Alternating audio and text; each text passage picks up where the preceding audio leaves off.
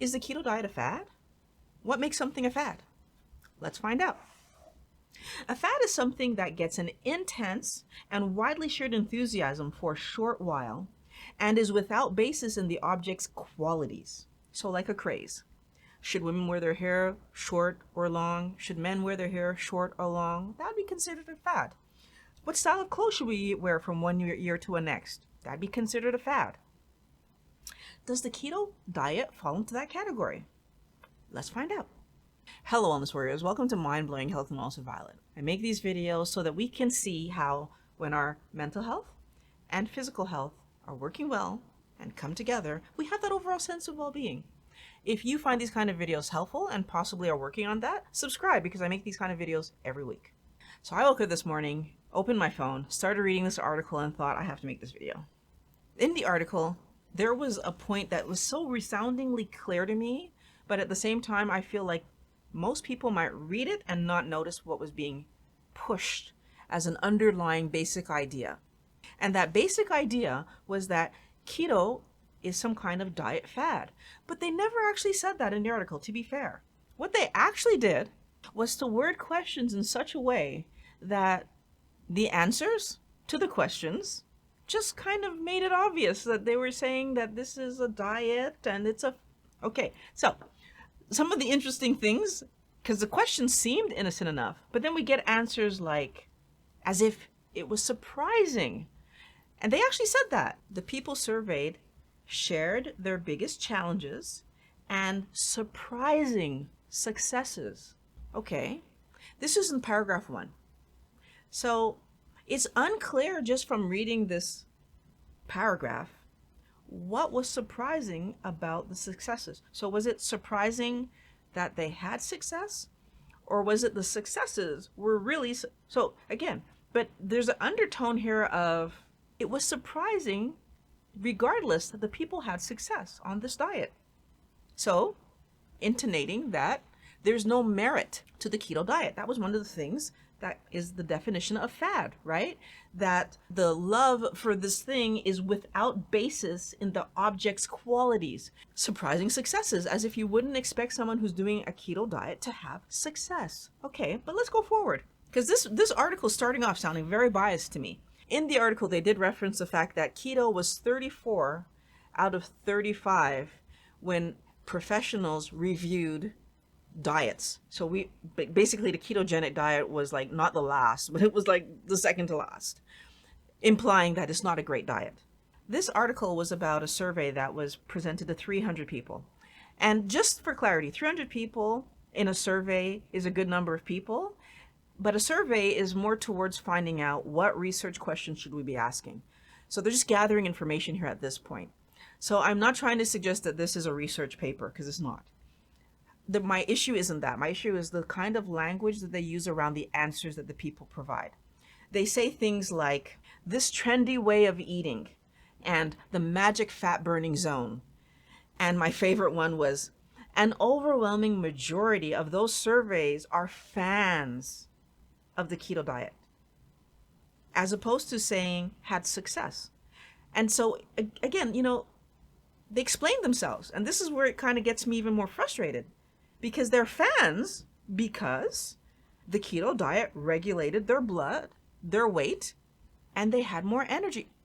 But if I go onto the ketogenic diet to lose weight and to improve my health, and then I get the result of weight loss, and I get the result of better blood sugars and more energy, isn't that the diet working? Isn't that a sign of success? But in their terms, it's you're fans of it. Well, that would be the same thing like saying, well, because I cheer for the Dodgers because I'm a fan, not because they're the better team, because who gets to decide who's the better team, right? No, I'm a fan. That's why I cheer for them. That's really condescending to the people who are telling you that the diet worked for them, that the diet helped them to lose the weight and regulate their blood sugars. But I'm just a fan of the okay, wording, it's everything. The article does talk about the origins of the keto diet and then tries to go on to explain why that people are doing this new version of keto versus the original So the original version of keto, which had children on percentages of fat, protein, and carbohydrate, versus today's version of keto, which they're still using percentages, which is again very interesting to me because I don't even believe that they took the time to research what's the appropriate way to do keto. They just took people's information and then decided that so. But their assumption was that the reason that people are doing this alternate version of keto is because keto itself is too difficult to commit to, and it would be too complicated for the average person to do keto appropriately the way that it originally was mapped out. That's not true at all. The original version of keto was not healthy. The original version of keto solved one problem, the child's epilepsy, and created a boatload of other problems because the child had a bunch of other problems show up because they were not eating appropriate protein sources. They were not eating appropriate oil sources and fat sources. And well, getting the carbs out was the only good thing that was happening in that original diet. So, and even the carbs that the child was able to eat while still doing this ketogenic lifestyle was questionable because they didn't have an understanding of the carb versus fat and what was, okay. So yes, did it solve their epilepsy? Of course. Was the child healthier with regard to everything else? No, those children had other metabolic issues that showed up. So again, the article didn't do its research. So how unbiased is this? It is so important for me to help all my wellness warriors to understand that you can look at keto as some kind of diet that helps you to achieve a weight goal. Or you can understand that keto is the appropriate way that humans were made to eat, and that by eating an appropriate diet, we allow our body to heal, and that when our body heals, our body will naturally regulate our weight. It's not amazing that if you stop eating chocolate, potatoes, pasta, packaged foods, processed foods, that when you stop eating those things, that your body heals and that your weight regulates. This is not surprising. It's normal. We're not made to eat that way. It's exactly what happened to me. When I learned that the things that I was eating was what was causing my hip to be inflamed, causing me to not be able to sit in my office with my legs crossed, causing me to struggle to walk up the stairs. When I learned that it was the food that I was eating, I stopped eating those foods. And what happened when I stopped eating those foods? My body healed itself. And what happened when my body healed itself?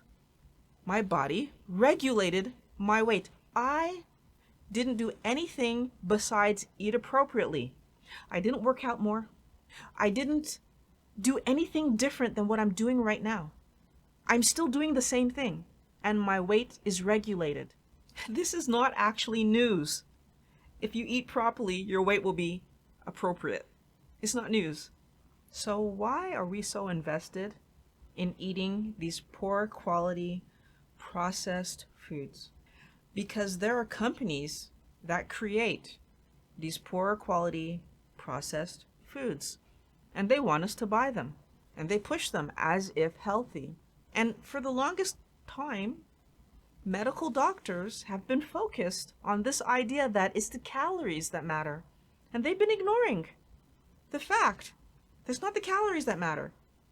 It's the quality of the food that you're eating, and it's the number of carbohydrates that you're poisoning yourself with. If you poison yourself, so overeat carbs, we do need some, but our body makes what we need.